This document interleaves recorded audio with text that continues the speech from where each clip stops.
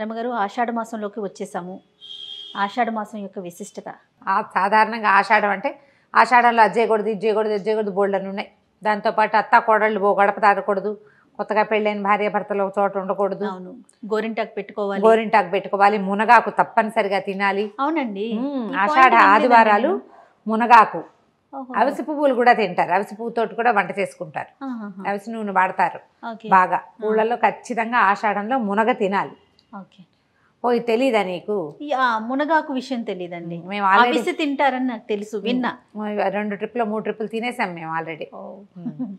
మునగ బాగా తినాలి ఈ సీజన్ లో. సండే తినేస్తాను. ఆదివారాలు కనీసం అని చెప్తారు. ఏంటి రమ్మగారు చెప్తాం, అవన్నీ చాలా ఉన్నాయి వ్యవహారాలు. తప్పకుండా ముందు అసలు విశిష్టత మాట్లాడుకో. ఆషాఢము అంటే ఇదేం పెద్ద పవిత్ర మాసం కాదని ఒక భావన ఉంటుంది. శ్రావణం కోసం వెయిట్ చేస్తాం, మనకి పూజలు ఉన్నాయి కాబట్టి. అవునవును. నిజానికి మన పూజలకి ఆది ఆషాఢమే.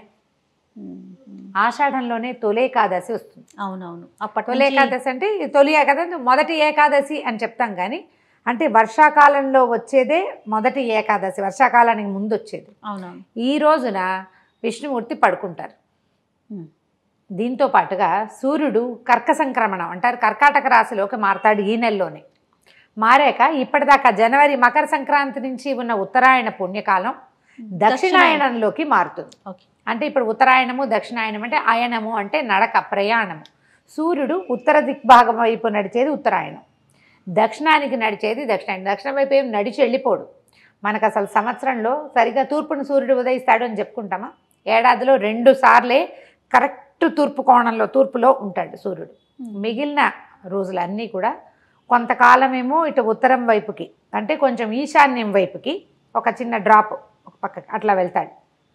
తర్వాత ఇప్పుడు దక్షిణం వైపుకి, ఇది మన దక్షిణానికి అంటే ఇది ఆగ్నేయాని వైపుకి వాళ్తాడనమాట. ఈ నడక సమయంలో దేవతలగా నిద్రాకాలము అని చెప్తారు. ఇప్పుడు వచ్చేటువంటి తొలి ఏకాదశి నాటి విష్ణుమూర్తిని నిద్రిస్తారని 4 నెలల పాటు ఆయన పడుకుంటారు. ఈ 4 నెలలు పడుకుంటే ఏమవుతుంది? సూర్యుడు వేడి తగ్గుతుంది. ప్రజలకి, భూలోకంలో మానవులకి నిద్రా సమయాలు పెరుగుతాయి. రాత్రిళ్ళు పెద్దవయ్యి పగళ్ళు చిన్నవవుతాయి. అవునవును. సూర్యుడి వేడి తగ్గిపోతుంది. సమస్త జీవరాశులకి అనారోగ్యాలు వస్తాయి. అందుకని ఇప్పటి నుంచి ఇది ఉపాసనా కాలము అని చెప్తారు. ఇప్పుడు చూడు, ఈ నెల అట్లా తిరగంగానే మనకు తొలి ఏకాదశి ఉపవాసాలు ఉంటాం. ఇక్కడి నుంచి మొదలుపెట్టి శ్రావణంలో ఏవో మంగళవారాలు శుక్రవారాలు పూజలు చేస్తాం, సగం ఉపవాసాలు. భాద్రపదంలో ఏవో కొంచెం పూజలు మనం నవరాత్రులు చేసుకుంటాము. తర్వాత 15 రోజులు పితృపక్షాలు వస్తాయి. ఎవరి తండ్రి తిథి ఉంటే వాళ్ళంతా ఉపవాసాలు ఉండాలి. తర్వాత వచ్చే కార్తీకం ఫుల్ ఉపవాసాలే, ఫుల్ ఉపాసన కూడా. ఉపవాసము ఉపాసన కలిసి వస్తాయి. ఈ ఆషాఢంలో అది మొదలు పెడతాం. ఆషాఢ మాసంలో ఇప్పుడు మనకి తెలంగాణ ప్రాంతంలో ఏంటంటే అమ్మవారికి బోనాలు సమర్పిస్తారు. ఆషాఢ గురువారాలు మనకి రాయలసీమ వైపు కూడా అమ్మవారికి బోనం సమర్పించడము, అమ్మవారికి నైవేద్యాలు పెట్టడం. బోనం అని పేరు పెట్టరు, బోనం మన ప్రాంతపు పేరు. ఈ బోనం అంటే అదేదో ప్రత్యేకమైన పదం కాదు. భోజనము ప్రకృతి, బోనము వికృతి. తెలుగులో ప్రకృతి వికృతి చదువుకుంటామా? అవును, అంతే. భోజనము బోనము, అమ్మవారికి ఆహార సమర్పణ చేయటమే బోనం అంటాం. బోనం. ఈ వ్యవహారంలో ఏంటంటే మనకి ఇప్పుడు సీజన్ మారిపోతుంది. వర్షాకాలం వస్తుంది కదా. ఇప్పుడు గ్రీష్మ ఋతువులో ఉన్నాం. ఏమిటి? జ్యేష్ఠ ఆషాఢాలు గ్రీష్మం, శ్రావణ భాద్రపదాలు వర్ష ఋతువు. ఈ శ్రావణ భాద్రపదాలకి ముందు వచ్చేటువంటి ఈ సీజన్లో ముందు ఇప్పటికే మనకి మాన్సూన్స్ వచ్చేస్తాయి. తీవ్ర వర్షాకాలం కాకుండానే తొలకరి జల్లులు, అక్కడక్కడ ముసుర్లు, సడన్గా ఎండ నుంచి ఒకేసారి విముక్తి లభించిందని మనం ఏం చేస్తాం? ఉత్సాహంగా వానలో పరిగెడతాం. తడిసినా పెద్ద పాటి చెయ్యదు. ఆ తడుపు అనారోగ్యాలకి దారితీస్తుంది. అంటువ్యాధులు ప్రబలుతాయి, బాగా స్కిన్ ప్రాబ్లమ్స్ వస్తాయి, కలరా లాంటివి వస్తాయి, మోషన్స్ అవుతాయి. మనకు తెలిసిందే అది. స్టమక్ ఇన్ఫెక్షన్స్ బాగా వస్తాయి. ఈ సమయంలో ఇలా అంటువ్యాధులు అవి ప్రబలే సమయంలో మనం ఏ ఊర్లో ఉన్నామో ఆ ఊరి గ్రామదేవతని కొలిచి ఆమెకి ఆహారాన్ని సమర్పిస్తే అంటువ్యాధులు ప్రబలనివ్వకుండా అమ్మ తల్లి ఆపుతుంది అని. అన్నాన్ని శుద్ధంగా చేసి పెడతారు. బోన సమర్పణ ఏం చేస్తాం? ఏదో పాత్రలో వండి దానికి సున్నము అవి రాసి, సున్నపు రాసి బొట్లు పెడతారు, సున్నం రాస్తారు, ఆ కుండకి పసుపు రాస్తారు, చక్కగా కుంకుమ అవి బొట్లు పెడతారు, వేపాకులు అవి వాడతారు విస్తారంగా. ఆ ఘటానికి చుట్టూతా వేప మండలు కడతారు. ఇప్పటి నుంచి మనం వేప విరివిగా వాడాలని తెలియజేస్తుంది.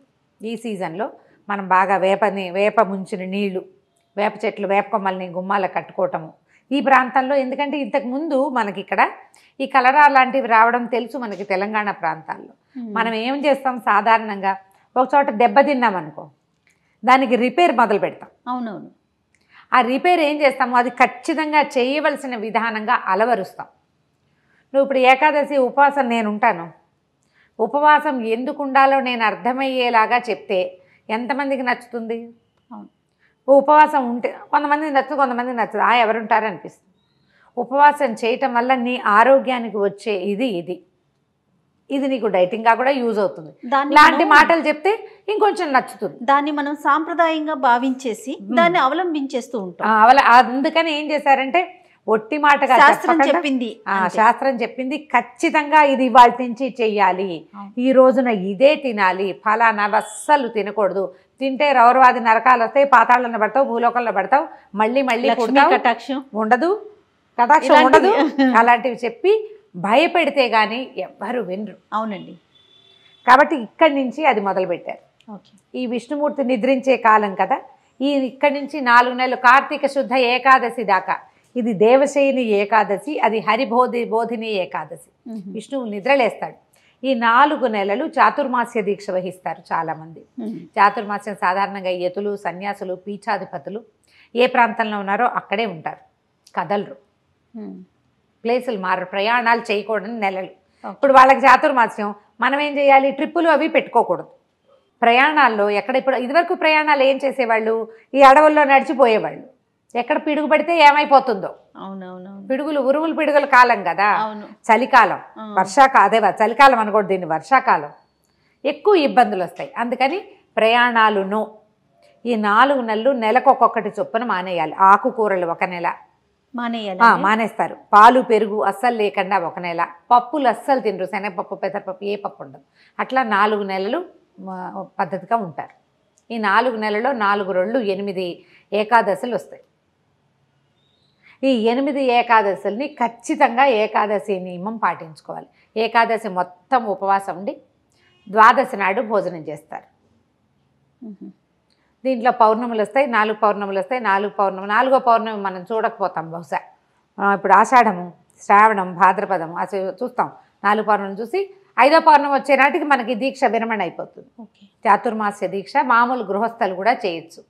సాధారణంగా ఏం చెప్తారంటే సంతానం పెద్దవాళ్ళు అయిన గృహస్థులు కూడా చాతుర్మాస్య దీక్ష తీసుకోవచ్చు అంటారు. అంటే కనీ పెంచే వయసులో తీసుకోరు చాతుర్మాస్యాలు. గృహస్థులు కొన్ని చాతుర్మాస్యంలో కొన్ని నియమాలు ఉంటాయి. ఇట్లా కొన్ని తినకూడని పదార్థాలు అవి వదిలిపెట్టడము, ప్రయాణాలు మానేయచ్చు. ఇందులో ఏకభుక్తము, భూశయనము, బ్రహ్మచర్యము ఇలాంటి నియమాలు ఉంటాయి. అవి చిన్నవాళ్ళకి పెట్టరు, పెద్దవాళ్ళు. చిన్నవాళ్ళు, మామూలు వాళ్ళు, మనబొట్టి వాళ్ళు ఏం చేయొచ్చు, ఏకాదశి నియమాలు ఉంచుకోవచ్చు. ఇక్కడి నుంచి ఉపాసనా బలం పెరుగుతుంది. దేవతల నిద్రాకాలం కాబట్టి ఇప్పుడు మనం ఉపాసించటము, అనేక రకాల పూజలు, ఎప్పుడు జపం, ధ్యానం చేసుకోవటము,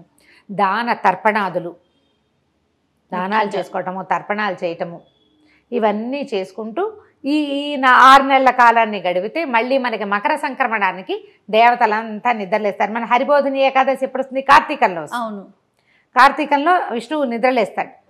మిగిలిన దేవతలందరూ కూడా కొంచెం ఇదిగా ఉంటారు. కార్తీకం తర్వాత మార్గశీరము చివరిలోకి సగపడయ్యేసరికల్లా మళ్ళీ మనకి ఇది వస్తుంది. మార్గశీరం అవ్వగానే ఉత్తరాయణ పుణ్యకాలం వచ్చేస్తుంది కదా. మనకి ఎప్పుడు వస్తుంది అది? జనవరి 14 వస్తుంది. జూలై 16 నుంచి జనవరి 14 దాకా దక్షిణాయనము. ఈ దక్షిణాయనంలో కొన్ని చెయ్యరు, సాధారణంగా ఉపనయనాలు చేయరు, పెళ్ళిళ్ళు అవి చేసుకుంటాం, పెళ్ళిళ్ళు చేసుకుంటాం. దక్షిణాయనంలో యజ్ఞాలు చేయరు, అంటే గృహస్థులు చేయకూడదు. అంటే దేవతలు నిద్రావస్థలో ఉంటారు అనే కారణం అంటారా? అంతేనా? అంతే, దేవతలు నిద్రావస్థలో ఉంటారని చేయకూడదు అంటారు. అంటే ఇది ఇప్పుడు శాస్త్రం చెప్తుంది ఇట్లా, ఈ సమయం దీనికి కాదు. ఈ 6 నెలలు ఏంటంటే మనకి మనం బలపరుచుకోవాలన్నమాట. నువ్వు జపం చెయ్యి, నువ్వు తర్పణాలు విడువు, నువ్వు ఉపవాసం చెయ్యి, ఇలాంటి నియమాలు చెప్తారు. సాధారణంగా ఈ దక్షిణాయనంలో ఉపనయనాలు మాత్రం చేయరు, ఒడుగు చేస్తారు కదా, థ్రెడ్ సెరమనీస్ అస్సలు ఉండవు. ముహూర్తాలు ఉత్తరాయణం వచ్చాకే ఉంటాయి. సో దానికి నాంది ఈ ఆషాఢ మాసం. ఆషాఢ గురువారాలు అమ్మవారి అర్చన చాలా విశేషమైన ఫలితాన్ని ఇస్తుంది. ఆషాఢ గురువారాలు, ఆషాఢ ఆదివారాలు దుర్గని అర్చిస్తారు. ఆషాఢ గురువారాలేమో లక్ష్మీదేవిని, ఆషాఢ ఆదివారాలేమో దుర్గాదేవిని అర్చిస్తారు.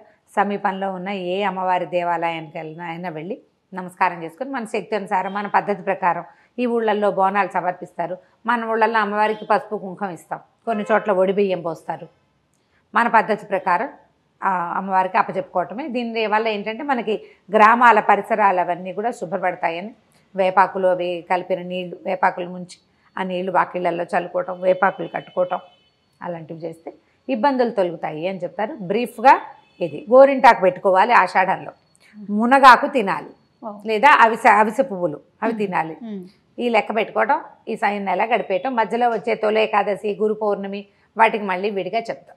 తప్పకుండా అయితే 4 నియమాలు పాటించాలన్నారు.